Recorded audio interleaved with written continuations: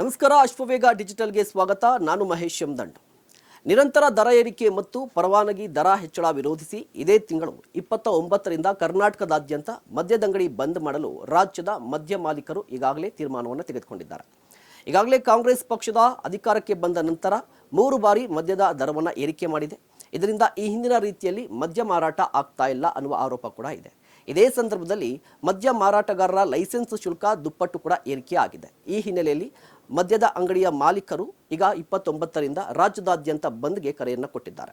ಹಾಗಾದರೆ ರಾಜ್ಯದಲ್ಲಿ ಪರವಾನಗಿಯ ದರ ಎಷ್ಟಿದೆ, ಹೆಚ್ಚಳದ ಬಳಿಕ ಎಷ್ಟಾಗಿದೆ ಅನ್ನೋದನ್ನ ಈ ವಿಡಿಯೋದಲ್ಲಿ ನೋಡ್ತಾ ಹೋಗೋಣ. ಈ ಮೊದಲು CL9 ಬಾರ್ ಅಂಡ್ ರೆಸ್ಟೋರೆಂಟ್ಗೆ ಲೈಸೆನ್ಸ್ನ ಶುಲ್ಕ 8,62,000 ರೂಪಾಯಿ ಇತ್ತು. ಈಗ ಅದನ್ನು 15 ಲಕ್ಷ ರೂಪಾಯಿಗೆ ಹೆಚ್ಚಿಸಲಾಗಿದೆ. ಸೆಸ್ 2,25,000 ರೂಪಾಯಿ ಸೇರಿ ಒಟ್ಟು 17,25,000 ರೂಪಾಯಿ ಆಗಿದೆ. ಇನ್ನು CL6A ಸ್ಟಾರ್ ಹೋಟೆಲ್ ಲೈಸೆನ್ಸ್ ಶುಲ್ಕ 9,75,000 ರೂಪಾಯಿ ಇದ್ದದ್ದು ಈಗ 20 ಲಕ್ಷ ರೂಪಾಯಿ ಆಗಿದೆ. ಇನ್ನು CL6A ಸ್ಟಾರ್ ಹೋಟೆಲ್ ಲೈಸೆನ್ಸ್ ಶುಲ್ಕ 9,75,000 ರೂಪಾಯಿ ಇದ್ದದ್ದು ಈಗ 20 ಲಕ್ಷ ರೂಪಾಯಿ ಮಾಡಲಾಗಿದೆ. ಇದಕ್ಕೆ ಸೆಸ್ 3 ಲಕ್ಷ ಸೇರಿ ಒಟ್ಟು 23 ಲಕ್ಷ ರೂಪಾಯಿ ಆಗಿದೆ. ಇನ್ನು CL7 boarding and lodging licence ಶುಲ್ಕ 9,75,000 ರೂಪಾಯಿ ಇದ್ದದ್ದು ಈಗ 17 ಲಕ್ಷ ರೂಪಾಯಿ ಏರಿಕೆ ಆಗಿದೆ.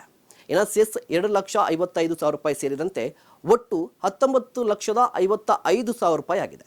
ಇದೇ ಕಾರಣಕ್ಕೆ ಬಾರ್ ಮಾಲೀಕರು ಬಂದ್ಗೆ ಕರೆಯನ್ನು ಕೊಟ್ಟಿದ್ದಾರೆ.